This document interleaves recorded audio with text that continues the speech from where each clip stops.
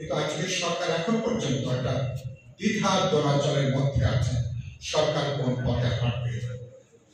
ইতিমধ্যে সরকারের নিরপেক্ষতা গুরুতরভাবে প্রশ্নবিদ্ধ হতে শুরু করেছে। আমি যেটা আগে উল্লেখ করেছি যে সরকার তাতে আমাদের সবার সমর্থিত সরকার, কিন্তু ছাত্ররা নতুন দল করবেন কি তরুণরা নতুন দল করবেন সেটা আমরা স্বাগত জানাই।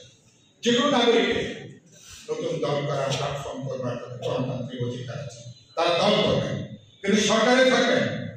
আবার সরকারের ছায়ায় বসে, ছত্র ছায়ায় বসে, কোলে পিঠে বসে যদি নতুন দল তৈরি করবার চেষ্টা করেন তাহলে কিন্তু সেই দল শুরুতে প্রশ্নবিদ্ধ হবে। তাদের যেটুকু সম্ভাবনা অনেকখানি নষ্ট করে। আমাদের দেশের মানুষ কোন কিংস পার্টিকে মানুষ কিন্তু গ্রহণ করে। সুতরাং এটা করতে যে আপনারা আপনাদের সম্ভাবনাকে খানিকটা নষ্ট করবেন, প্রশ্নবিদ্ধ করবেন, শুরুতে হোঁচট খাওয়ার গুরুতর আশঙ্কা তৈরি করবেন। অন্যদিকে সরকার বিপদের মধ্যে পড়বে, কারণ চরিত্রগতভাবে সরকারটা একটা দল নিরপেক্ষ অন্তর্বর্তী সরকার।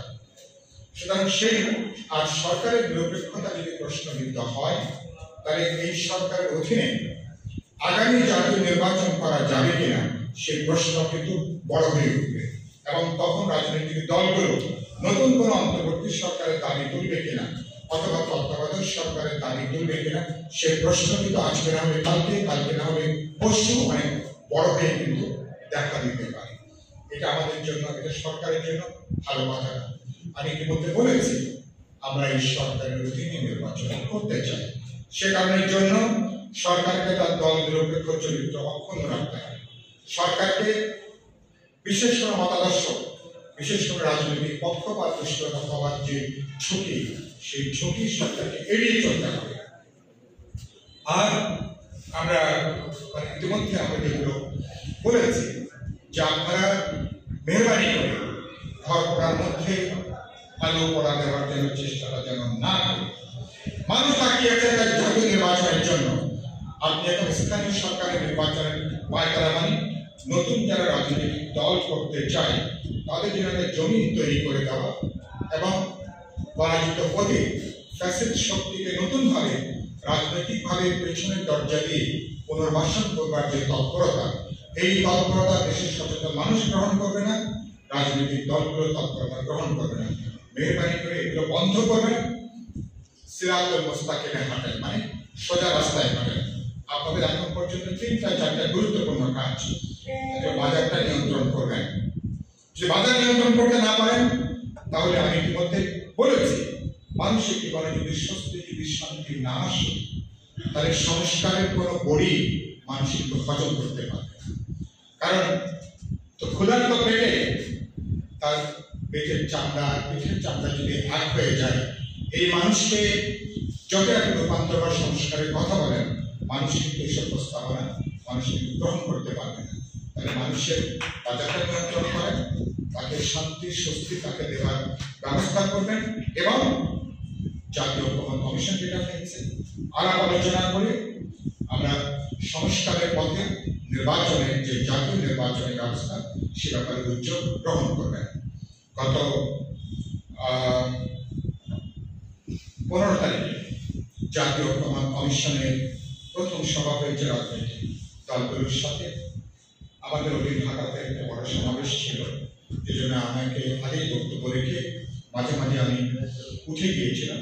কিন্তু সরকারকে আমরা যে কথাটা বলেছি সে কথাটা আমি আরেকবার উচ্চারণ করতে চাই যে আমরা কেউ কেউ আছেন বিচারের অনেকে বলবার চেষ্টা করছেন বিচার এবং সংস্কারকে নির্বাচনের বিরুদ্ধে তারা দান করিয়ে দিচ্ছেন।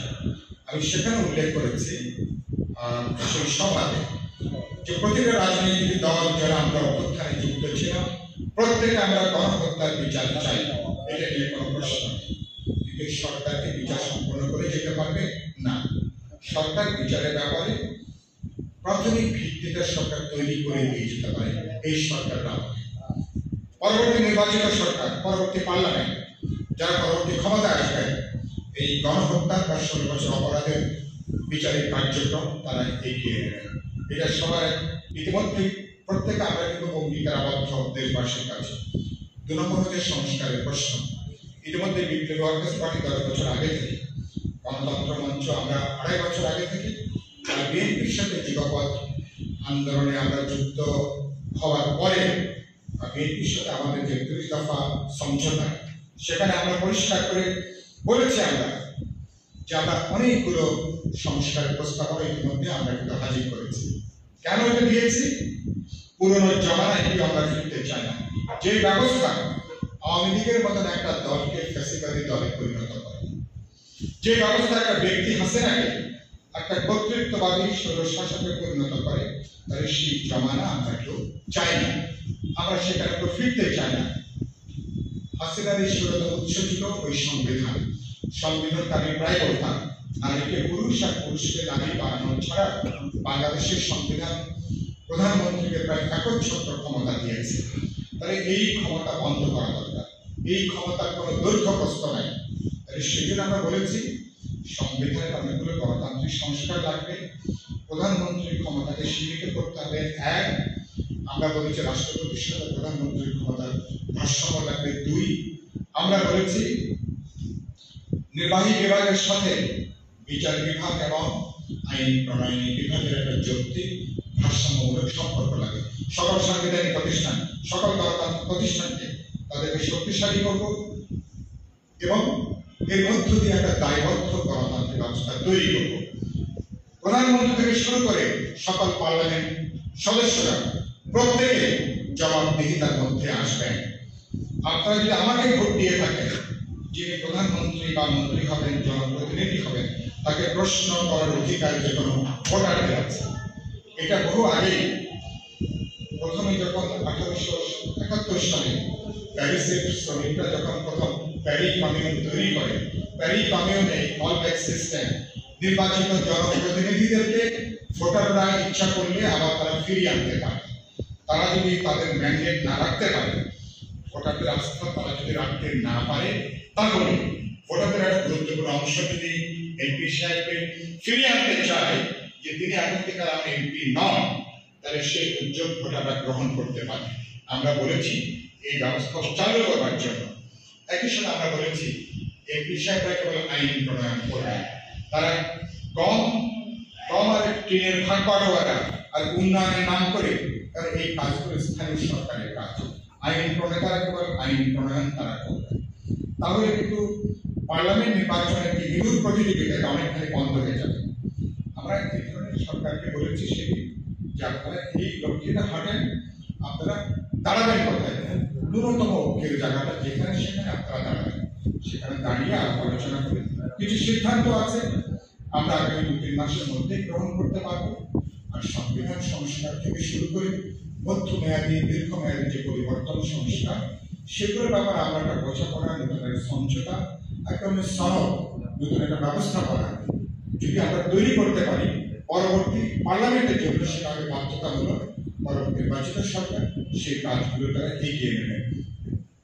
এটুকুর মধ্যে যদি সরকার থাকে কোনো সমস্যা নেই। তাহলে আর এই সরকার যদি এবার আমরা বলেছি এবছরের মধ্যে যদি নির্বাচন করে সরকার যদি বেরিয়ে যেতে পারে, পরবর্তী নির্বাচিত পার্লামেন্টের কাছে ক্ষমতা দিয়ে, তাহলে সরকারকে আমরা সাধুবাদ জানাবো। আমরা চাই না এই সরকার বিপর্যস্ত হোক, এই সরকার ব্যর্থ হোক। এই সরকার ব্যর্থ বিপর্যস্ত হলে তার দায়ভার কিছুটা রাজনৈতিক দলগুলোর উপরও পড়ে। এটা আমাদের সমর্থিত, এটা আমাদের সরকার। সেজন্য আমরা সরকারকে বলেছি আমরা যে আপনারা সোজা রাস্তায় হাঁটেন, আপনাদের গোপন কোনো এজেন্ডা থাকবার কথা নেই। আমরা ইতিমধ্যেই সংস্কার কমিশন কথা উল্লেখ করলেন, রাজনৈতিক দলগুলোর কাছে প্রায় মোটামোটা ভলিউম তারা পৌঁছে দিয়েছেন। আমি একটু আগে প্রেস ক্লাবে বসে জানলাম সম্ভবত আগামী 15ই মার্চের পরে বর্তমান কমিশন দলগুলোর সাথে বিষয়ভিত্তিক আলাপ আলোচনা করা শুরু করবেন, কোথায় কোথায় কোন কোন প্রশ্নে আমরা বোঝাপড়া তৈরি করতে পারব। আর আমি সরকারকে বলতে চাই, আপনি নির্বাচন যত প্রলম্বিত হবে, দেশ তত বেশি অনিশ্চয়তার মধ্যে পড়ার ঝুঁকি আছে। তাই ইতিমধ্যেই আপনি দেশ চালাতে পারছেন না। মানুষ কষ্ট করে সরকারকে সহ্য করছে। সরকারকে সহ্য করছে কেন? মনে করছে অভ্যুত্থানের মধ্য দিয়ে সরকারটা এসছে, এদেরকে আমরা একটু সময়টা দিই। এর আগে তো তত্ত্বাবধায়ক সরকার 3 মাসের মধ্যেই কিন্তু তারা কিন্তু নির্বাচন দিয়ে তারা কিন্তু বেরিয়ে গেছে।